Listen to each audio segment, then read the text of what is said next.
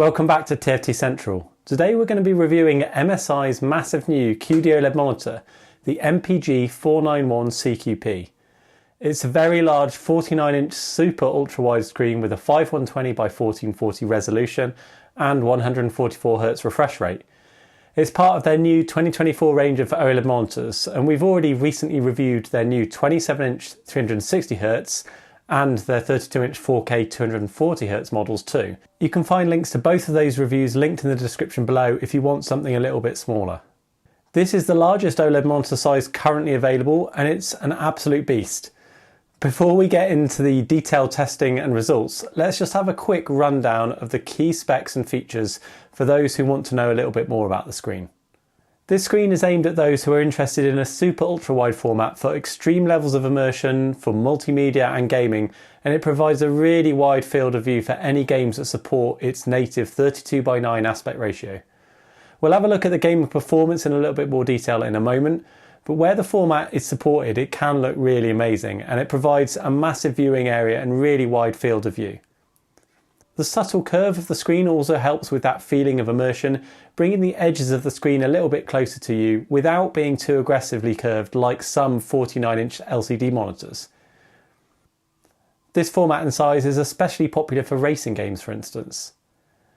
The screen is also a great alternative to dual screen setups, providing the same resolution and screen size area as dual 27-inch 2560 by 1440 resolution monitors, just without that ugly bezel and border down the middle.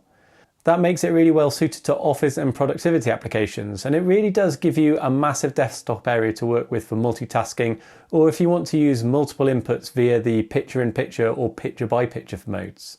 It's built around a Samsung Display 2nd generation QD-OLED panel from 2023, and being part of MSI's MPG series of monitors, it offers the same impressive feature set as their 27-inch and 32-inch models that we've reviewed recently.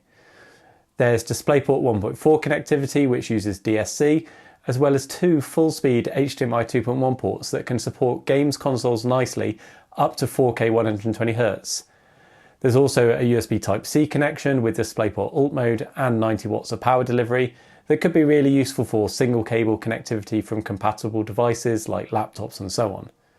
There's also a KVM switch function which allows you to control two systems from a single keyboard and mouse connected to the monitor. There's USB data ports, support for firmware updates, and a headphone connection as well. Basically an identical feature set to the 27-inch and 32-inch models, just in a much larger screen size. The design is fairly minimalist, and one thing this model doesn't have that the smaller versions do is any RGB lighting on the back. The stand has a chunky arm and a fairly large metal base, which provides a pretty strong support for the panel, although there's quite a bit of wobble when moving the screen around since it's so wide. There's tilt, height and swivel adjustments available from the stand, which are all smooth and pretty easy to move around, although we did find that the height adjustment was pretty stiff sometimes. The on-screen menu has a wide range of settings to play around with, and navigation is quick and mostly intuitive thanks to the joystick toggle on the bottom of the screen.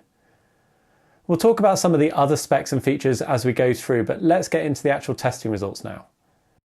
Let's look at the gaming performance first of all then.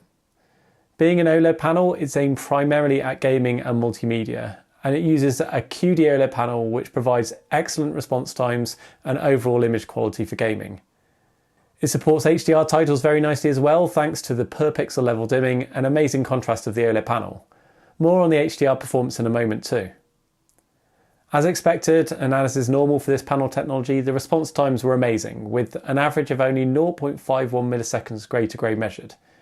This is consistent across the entire refresh rate range, meaning you get the same response times during variable refresh rate situations and for external devices that might run at a lower refresh rate like 60Hz or 120Hz for instance. Unusually for an OLED screen, there is a bit of overshoot recorded on transitions along the top row of the table here, changing from black to grey shades, but in practice this wasn't visible, even in VRR situations where the frame rate dropped. A little bit of tweaking in a future firmware update could tidy that up, but it's very minimal here anyway and doesn't cause any visual problems. Real-world motion clarity that you would see visually is captured in these provided pursuit camera photos, where we've also provided comparisons against common 240Hz OLED monitors and even the recently released 360Hz OLED screens. You can see that the moving image is not as clear and sharp on this 144Hz OLED panel, but it's still very good thanks to its near instant response times. In fact, a 144Hz OLED panel is roughly equivalent to an LCD which reaches around 220Hz, so it's still very good when it comes to motion clarity. You can get better though with the wide range of 240Hz OLED monitors on the market, including a couple in the 49-inch size, which would also give you support then for higher frame rates and reduce system latency overall. Keep in mind you're going to need a powerful system to drive a 5120 by 1440 resolution at 144Hz, let alone 240Hz. So whether or not the lower refresh rate here is a problem probably depends on your system and the games you intend to play. Adaptive Sync is available for NVIDIA G-Sync and AMD FreeSync support and variable refresh rates. Sadly, there's no added blur reduction or BFI mode, black frame insertion, available on this model, which is something that you will find on some new OLED screens coming to the market, although none in this 49-inch segment yet. There's more info on BFI and its current implementation in our review of the 32-inch ASUS ROG Swift PG32 UCDM, featured on the main site, and that's linked below. But at the moment that's very limited in its use cases and operation, so it's not a major omission here, especially as you can only use that at half the screen's native refresh rate anyway right now. BFI could have been a useful addition here if it had been available at the native 144Hz refresh rate to give you a motion clarity boost, but it would have been a bit pointless with its current half refresh rate limitation. BFI needs to be added from a monitor scaler side since the panels themselves don't natively support this feature. And so this would require a change to the scaler hardware for future monitors, should MSI or others look to introduce this later. MSI do provide a range of familiar gaming extras and settings in the on-screen menu, like frame counters, crosshairs, sniper modes and night vision settings, so there's plenty of added extras to play around with if you want. These can also all be controlled quite quickly and easily via their comprehensive gaming intelligence app, which we'd recommend checking out. We tested for support of NVIDIA's DSR and DLD-SR technologies, and they were actually available on this model, even at the full native 5120 by 1440 resolution and 144Hz refresh rate, and 10-bit color depth. Those are technologies that can upscale the resolution on your game to something higher than the panel's native resolution, which can offer improvements to sharpness and image detail. That can be useful particularly on lower resolution displays, especially those that are perhaps only 1080p for instance. But it's nice to see it supported here for those who might want to use it and get an image quality boost where the system allows for it. Input lag is extremely low at only 0.73 milliseconds signal processing lag at the native 144Hz refresh rate, which is really excellent. There shouldn't be any issues with lag here on this screen for any types of gaming. There was also very good support for games consoles on the screen as well. Despite the 1440p native vertical resolution of the panel, the screen can support a virtual 4K input signal and can even operate at 4K 120Hz from modern games consoles if needed. That's thanks to the full speed 48 gigabits per second HDMI 2.1 ports. There's support as well for variable refresh rates and even HDMI CEC, which once enabled from the on-screen menu, will auto switch you over to the HDMI input when it detects an external device is powered on. That's a surprisingly useful feature actually that we'd like to see adopted more. This screen only supports HDR10 content, not Dolby Vision, so there's a small gap there for some supported games. The only other gaps seem to be the lack of support for 24Hz content at 4K, at least as reported by the Xbox Series X that we tested. There's also a range of scaling modes available, including being able to handle the 16:9 aspect ratio input from these consoles properly. So if you wanted to use this screen for some console gaming, then that's certainly very viable. You will of course have to play with black borders down the sides of the image. The screen comes out of the box in its Eco preset mode, so we tested that first of all. The default setup was pretty good, with an average measured gamma working out at 2.17, which was close to our target of 2.2. But you can see some variation away from this target gamma in the darkest and lightest greys. There's no user control for gamma settings available in the on-screen menu at all on this model, so any adjustments beyond that would need to be done via calibration and profiling of the screen, using a colorimeter. The balance of RGB was good though, with only a slight increase in the red channel, which resulted in a slightly too warm grayscale colour temp by 1%, but a very accurate white point at 6492 Kelvin, which was great. Overall, we had a good grayscale accuracy with delta E average of 1.2 measured. This was very similar to their 27-inch and 32-inch models that we reviewed recently too. The screen's native colour space extends a long way beyond the sRGB colour space used for SDR content, and that's a result of the quantum dot coating used on the panel. We measured a 146.4% relative coverage of sRGB, and you can see from the diagram on the left where the colour space extends a long way beyond the sRGB reference space in red and green shades. As a result, and as is normal for a wide gamut screen, the accuracy of sRGB colours while running in this mode was poor, with an average delta E of 4.7 measured. We'll take a look at the options for more accurately working with SDR and sRGB content in a moment though, through the provided emulation modes or via calibration and profiling of the screen. If we compare the screen's colour space against several wide gamut colour spaces, you can see there's good absolute coverage of DCI-P3 and Adobe RGB, making it a viable screen if you want to work with content in those spaces. The native gamut quite closely matches DCI-P3 with around 16.7% over coverage still, but you can see that the accuracy of those DCI-P3 colours is now better, with an average delta E of 2.3 measured. Like their other recent OLED monitors, there are 3 different emulation modes provided on the screen as well, including importantly one mode for sRGB colour space. There's also modes for display P3 and for Adobe RGB, and you can see that in each of these modes the smaller colour space is clamped reasonably well and cuts down on a lot of the overcoverage seen when using the native gamut of the panel. This is especially useful for the sRGB and Adobe RGB modes, which have colour spaces which are quite different to the native gamut of the panel. The clamping of the red colours was not perfect in any of these modes and not quite as accurate as on their smaller 27-inch and 32-inch models, resulting in around 5% overcoverage of the intended colour spaces for sRGB and DCI-P3, or a bit more around 10% overcoverage in the Adobe RGB mode. Perhaps this can be improved in a future firmware update, and we'd like to see tighter clamping of the intended colour spaces here. We also tested the accuracy in the sRGB mode, which is one mode that you might want to use for normal SDR content. The default gamma was measured at 2.19 average, which was very good, with some fairly minor fluctuations in the darkest and lightest grey shades, but this should still be fine for most users. Colour temp and white point were very good in this mode, being a little too warm in grey shades by 3%. The decent colour temp setup is good news as there's actually no access to the colour temp settings or RGB channels in this emulation mode. You do thankfully still have access to the brightness control though, which is a baseline requirement for these modes, and that allows you to adjust then the luminance to your liking. The colour accuracy of this mode is very good now for sRGB colours. We now have a fairly strong clamping of the smaller sRGB colour space, with only some minor overcoverage measured of around 5%. That's mostly in red shades, but with the smaller colour space now in play, the colour accuracy for sRGB content was very good, with a delta E average of only 1.3 measured. This makes it a very usable and nicely set up emulation mode for SDR content. The provided Adobe RGB and Display P3 emulation modes also provided decent and mostly accurate configurations, with good gamma, grayscale and colour accuracy measured. Both modes were a little too warm by around 2 to 4% from our 6500 Kelvin target, and the clamping of the colour space was not completely accurate, leaving some overcoverage in red shades.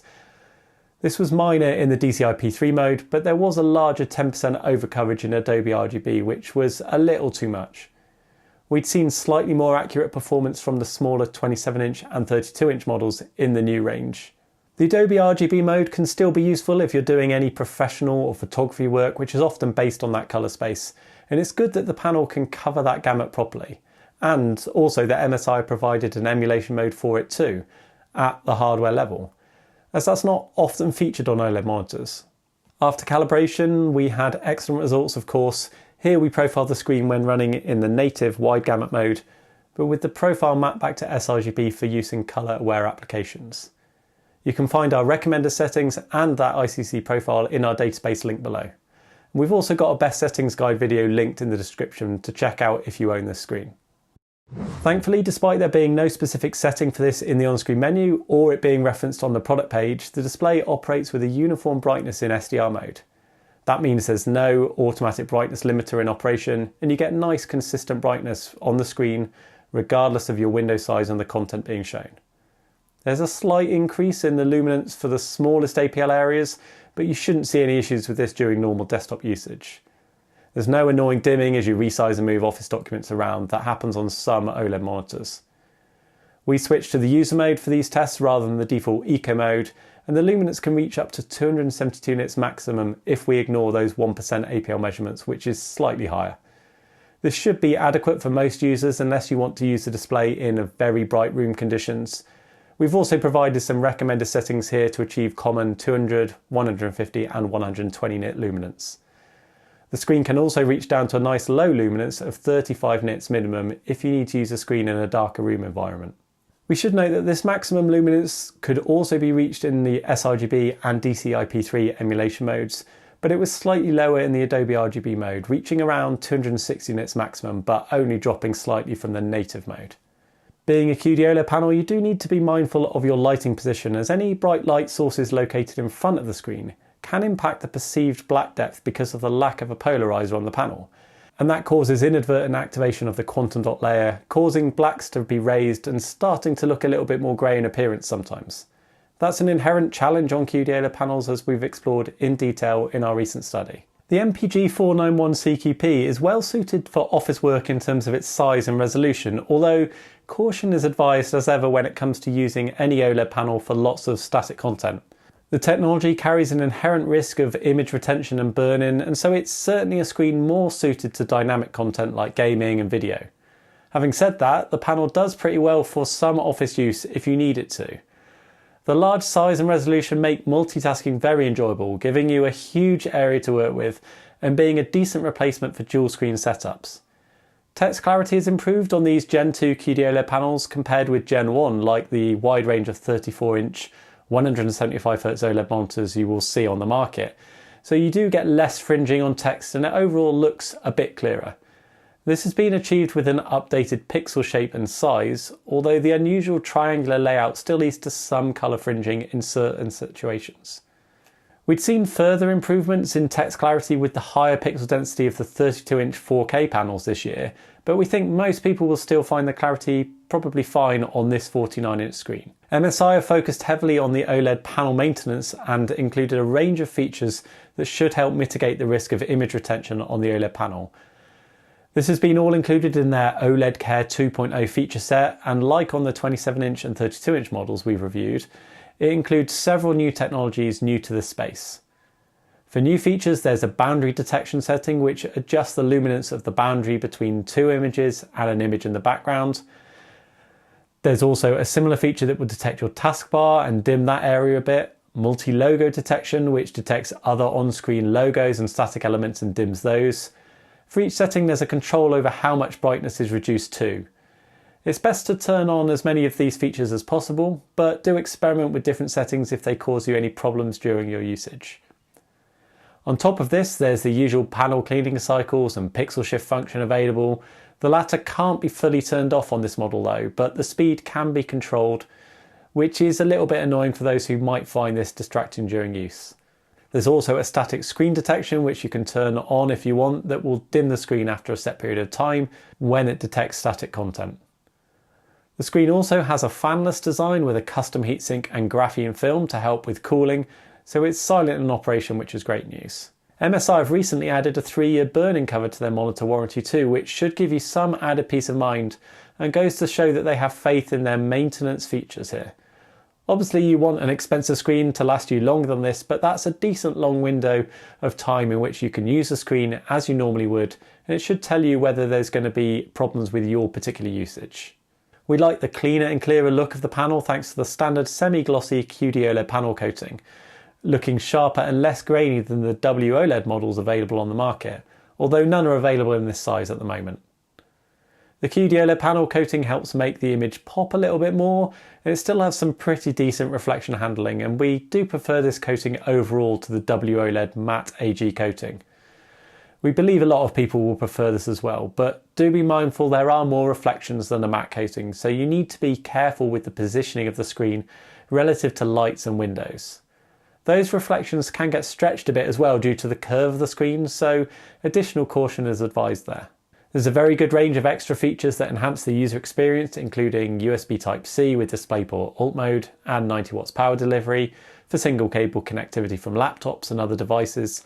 There's some USB data ports as normal, a KVM switch function so you can use two connected systems from a single keyboard and mouse if you want, picture-in-picture and picture-by-picture. They're also available to handle multiple inputs on the screen at once. A very good range of features on this model like on their other new OLED screens. In HDR mode, there are two options in the menu, one for True Black 400 and the other for Peak 1000 nits. Most of the other picture settings are unavailable, including for colour temperature and RGB channels, so we'll rely on MSI's setup here. At the time of testing, there's a firmware bug that is currently being fixed by MSI, which means that the Pro mode that you select in SDR also carries through into the HDR mode. That means that if you were using the sRGB emulation mode, for instance, in SDR, that remains active in HDR, which you obviously don't want, as it will clamp the colour space. For now, you need to select the user mode in the menu when using HDR, but this should be fixed soon via a firmware update as well. The True Black 400 mode has a pretty good tracking of the PQ curves shown on the right hand side here, although it rolls off a little bit early, leading to some slightly darker mid-grey tones than intended. There's an excellent RGB balance on the middle graph, and this results in a good grayscale colour temp with 6,542 Kelvin average measured, and a white point that is also very good at 6,543 Kelvin. The accuracy of the grayscale was excellent as well, with delta E 0.4 average measured. The colour accuracy was very good as well, with an average delta E of only 1.6 measured. Being a QD-OLED panel, it does cover a decent amount of the Rec 2020 gamut, with 84.8% coverage measured, a few percentage points higher than the smaller QD-OLED models, and offering therefore a slight boost in colourfulness. As normal for these HDR400 True Black modes, the peak luminance is very limited relative to what the panel can really achieve, getting up to only 483 nits maximum for white luminance here. We also measured the other Peak 1000 nits mode, which is the recommended option for most people and will deliver you the full brightness capability of the panel. You can see there's largely the same results here as before in terms of the colour temp, white point, grayscale. The PQ tracking is a bit better though, following the target line a little bit better. Likewise, the colour accuracy remains very good. The main and obvious difference in this mode is that the panel can now reach up to its true brightness potential, reaching 1001 nits for white luminance on the smallest APL tests, and representing the brightest highlights that the panel can reach in dark images. We should note that some users report a brighter overall experience on these new OLED monitors when running in the True Black 400 mode, although this seems to be dependent on the nature of the content being viewed. In Windows Desktop and when viewing SDR content, including that which is upscaled to HDR using Auto HDR features, the True Black 400 mode does seem to be a little bit less aggressive with its ABL dimming, and so can definitely look brighter. With proper HDR content, at least from our tests so far, the Peak 1000 mode seems to be brighter and able to reach those brighter highlights. But we are continuing to test these modes across various monitors that feature them, and we'll provide updates in our article that's linked below in the description. You may want to experiment with both modes depending on your content, but remember that we'd only recommend enabling HDR mode when you're viewing actual HDR content, not for general desktop and SDR usage. If we consider the overall HDR brightness, we can plot the perceived brightness of colours and white using our new testing approach and converting the luminance and colour gamut data into an XCR score. That whole process and the reasons behind it are explained in our detailed study linked below. You can see on this graph that the brightness of colours can still be high even for the smallest APL measurements and the smallest HDR highlights in content, which is a strength of QD-OLED technology. To put it into perspective more, here's a graph showing the same results but from a modern WOLED panel that actually has a higher 1300 nits peak brightness spec. You can see that while the brightness of white can reach higher on this panel, the brightness of colours reaches a peak at around the 25% APL area and cannot get any brighter. This can lead to some washout of the image in colours for smaller APL scenes where the white is boosted but colours cannot keep up in practice. In practice, along with the smaller colour gamut of these panels compared with QD-OLED, this can lead to a less colourful looking image during some HDR scenes. This will of course vary depending on the WOLED panel you're comparing it to, and keep in mind that this example is only one of a couple of modern WOLED screens with that increased 1300 nits peak brightness spec as well. The take-home point really here is that the colour brightness remains very strong on this screen, even for the smallest APL thanks to its QD-OLED panel.